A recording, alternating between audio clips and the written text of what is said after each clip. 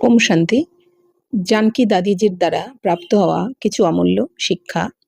এক হচ্ছে, সকল সূক্ষ্ম অভিমানগুলিকে যাচাই করে সেগুলিকে অতি দ্রুত সমাপ্ত করাই হলো নিজেই নিজেকে আশীর্বাদ করা।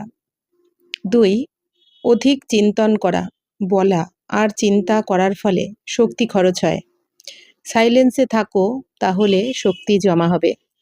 3, কারোর ভুল নিজের চিত্তে রাখবে না।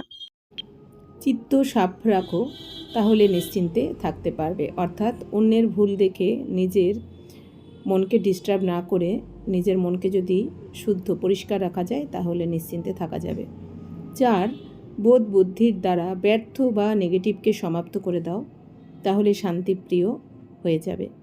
5, বাবার থেকে প্রাইজ নিতে হলে নিয়ম অনুসারে চলো, অল্প একটুও যেন কোথাও বন্ধন বা আসক্তি না থাকে। 6, কর্ম আর সম্বন্ধ গুণের দ্বারা চলে, সেই জন্য কর্মে রুহানিয়ত আর সম্বন্ধে সততা থাকবে। 7, নম্রতা আর সত্যতাকে নিজের সাথী বানিয়ে নাও, তাহলে প্রতিটি বাক্য অ্যাকুরেট হবে। 8, ভালোবাসা চাওয়ার পরিবর্তে সমানে থাকো, বাবা যে সমান দিয়েছেন আমাদের, আর সবাইকে সম্মান দাও, তাহলে ভালোবাসার পাত্র হয়ে যাবে। 9, যারা সত্য, স্বচ্ছ আর সেবাধারী হয় তারাই পরমাত্মা প্রেমের পাত্র হয়। 10, সেবা করার সময় ডবল লাইট থাকা, এটাই হলো সবথেকে বড় সেবা। অর্থাৎ একদম হালকা, আমি আত্মা, আমার স্থিতিও হালকা, আমি আত্মা লাইট স্বরূপ, জ্যোতির্বিন্দু স্বরূপ, আর আমি আত্মার স্থিতিও লাইট, মানে একদম হালকা, এই ডবল লাইটে থাকতে বলছেন। 11, বড় কথাকে ছোট করে দাও, তাহলে শুলো কাটা হয়ে যাবে। অর্থাৎ যদি বড় কথাকে আমরা বারবার মনন চিন্তন করে যদি বাড়িয়ে না দিই, তাহলে যে কোনো বড় কথাও হোক না কেন, যেটা হয়তো ফাঁসি হওয়ার মতো কষ্ট দিতে পারতো, সেটাও কাঁটার মতন একটুতেই অনায়াসেই কেটে যাবে।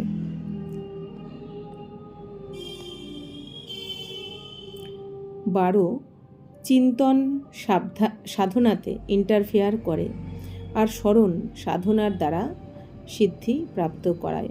অর্থাৎ যদি আমরা অতিরিক্ত চিন্তন করি তাহলে কিন্তু আমাদের সাধনা সঠিক হবে না। সাধনাতে তার মানে আমি চিন্তন দিয়ে ইন্টারফেয়ার করে দিলাম, সাধনা আমার সম্পূর্ণ হবে না।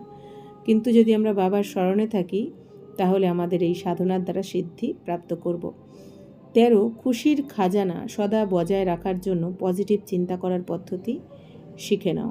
অর্থাৎ খুশির বাবা যে খাজানা রোজ দিচ্ছেন তা যদি বজায় রাখতে চাই আমরা, তাহলে আমাদের সব সময় নিরন্তর পজিটিভ চিন্তা করার পদ্ধতিটাকে জেনে নিতে হবে। তো সেই পজিটিভ চিন্তা করার পদ্ধতি কি? 1, বাবার স্মরণ, বাবার শ্রীমতে চলা।